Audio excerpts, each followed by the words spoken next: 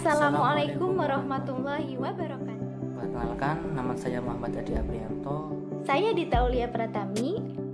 Di sini kami berdua akan menjelaskan salah satu pemanfaatan bioteknologi, yaitu teknologi DNA rekombinan untuk produksi vaksin. Sesuai dengan KD 3.10 kelas 12, yakni menganalisis prinsip-prinsip bioteknologi dan penerapannya sebagai upaya peningkatan kesejahteraan manusia. COVID-19 pertama kali diidentifikasi pada bulan Desember 2019 di Wuhan, Tiongkok. Untuk pencegahan virus ini, pemerintah Indonesia telah mengeluarkan gerakan 5M. 1. Memakai masker. 2. Mencuci tangan. 3. Menjaga jarak. 4. Menghindari kerumunan. 5. Membatasi mobilisasi. Dikutip dari data covid.go.id, perkembangan penanganan pandemi per 4 Desember 2021 secara nasional, angka kesembuhan bertambah mencapai 4,1 juta orang sembuh. Begitupun dengan kasus positif yang membutuhkan perawatan medis berkurang. Sementara pasien yang terkonfirmasi positif bertambah 246 kasus dan kumulatifnya 4,2 juta kasus.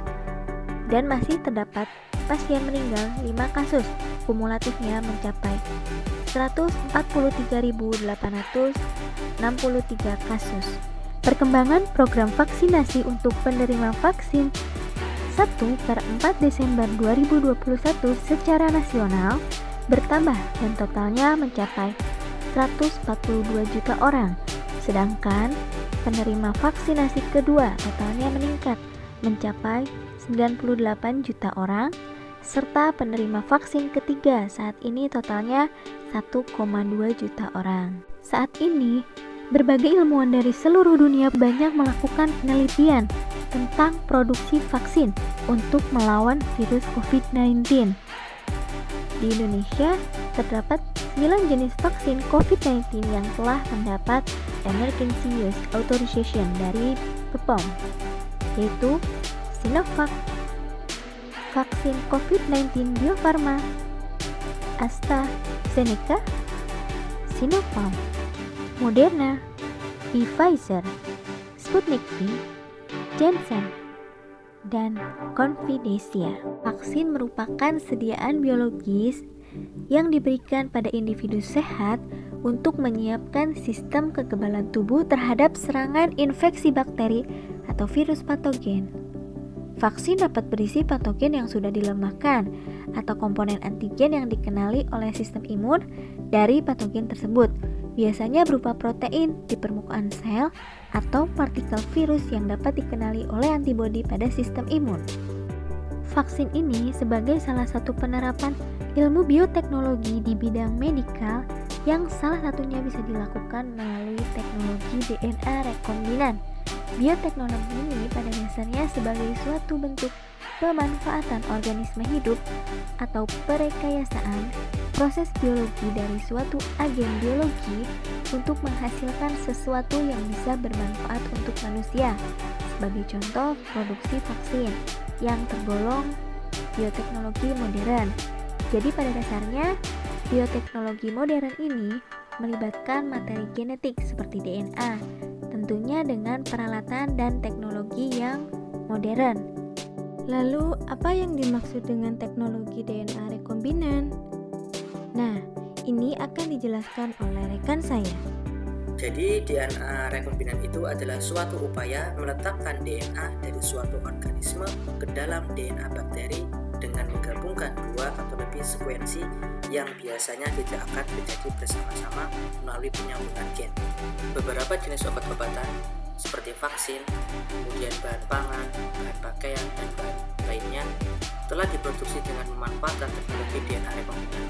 Contohnya insulin, yang mana telah digunakan untuk mengobati penyakit diabetes. Kemudian dasar teknologi DNA rekombinan berdasarkan mekanisme yang terdapat pada bakteri. Pada bakteri ini menyebabkan terbentuknya kombinasi gen yang berasal dari dua sel yang berbeda. Mekanisme seksual pada bakteri ini merupakan pertukaran DNA atau gen dari satu sel ke sel lainnya. Jadi, mekanisme seksual pada bakteri ini tidak bersifat reproduktif transfer DNA atau perpindahan DNA ke dalam bakteri yang dapat melalui 3 cara, yaitu konjugasi, transformasi, dan transduksi. Yang pertama kita akan membahas konjugasi. Konjugasi adalah perpindahan DNA dari satu sel ke dalam sel bakteri lainnya melalui kontak fisik antara kedua. Jadi, sel donor atau sel jantan memasukkan sebagian DNA-nya ke dalam sel resipien atau sel betina melalui pilih sek yang dimiliki oleh sel jantan. DNA dari sel jantan berpindah ke dalam sel betina secara replikatif. Oleh karena itu, setelah proses konjugasi selesai, sel jantan tidak kehilangan DNA-nya. Setelah konjugasi selesai, kedua berpisah kembali dan kedua sel tidak bertambah atau tidak dihasilkan anak sel. Atau proses konjugasi ini biasa disebut dengan sebagai proses mekanisme seksual yang tidak produktif. Kemudian yang kedua yaitu transformasi. Transformasi merupakan pengambilan DNA oleh bakteri dari lingkungan di sekelilingnya. DNA yang berada di sekitar bakteri dapat berupa potongan DNA atau fragmen yang berasal dari sel bakteri lainnya atau organisme lainnya. Masuknya DNA dari lingkungan ke dalam sel bakteri ini dapat terjadi secara alami. Kemudian yang ketiga yaitu transduksi. Transduksi ini merupakan cara perpindahan DNA dari satu sel ke dalam sel lainnya melalui perantara phage. Beberapa jenis virus berkembang biak di dalam sel bakteri yang disebut bakteriofag atau phage pada waktu menginfeksi bakteri. Phage memasukkan DNA ke dalam bakteri yang kemudian bereplikasi atau terintegrasi dengan kromosom bakteri pada waktu DNA phage dikemas di dalam pembungkusnya untuk membentuk partikel phage baru. DNA phage tersebut dapat membawa sebagian dari DNA bakteri yang telah menjadi inangnya. Selanjutnya, bila phage menginfeksi bakteri lainnya, maka phage akan memasukkan DNA-nya yang mengandung sebagian dari DNA bakteri inangnya yang sebelumnya. Dengan demikian, phage tidak hanya memasukkan DNA-nya sendiri ke dalam sel bakteri yang diserangnya, tetapi juga memasukkan DNA dari sel bakteri lainnya yang ikut terbawa pada DNA phage. Jadi secara alami, phage memindahkan DNA dari satu sel bakteri ke sel bakteri lainnya. Nah, selanjutnya yaitu perangkat teknologi DNA rekombinan. Terdapat 5 perangkat. Yang pertama yaitu enzim restriksi, yaitu digunakan untuk memotong DNA.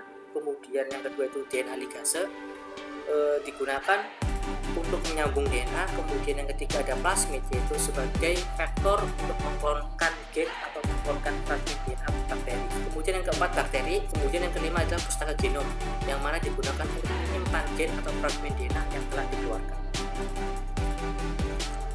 Selanjutnya yaitu teknik DNA rekombinan. Terdapat 4 teknik DNA rekombinan, yaitu yang pertama isolasi DNA, pemotongan DNA, penggabungan DNA, dan memasukkan DNA ke dalam sel hidup.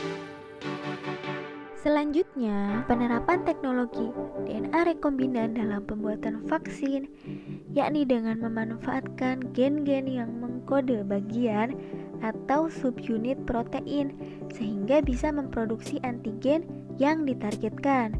DNA target itu akan dikloning ke dalam satu sistem plasmid atau vektor pembawa, lalu dimasukkan ke dalam sistem ekspresi dan akan memproduksi protein target yang akan digunakan untuk vaksin. Dengan protein rekombinan ini, pembuatan vaksin dilakukan tanpa membiarkan virusnya langsung. Salah satu produk vaksinnya yaitu Sinovac.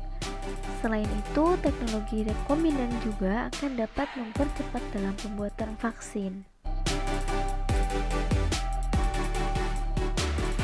Sekian dari kami. Semoga video ini bermanfaat. Wassalamualaikum warahmatullahi wabarakatuh.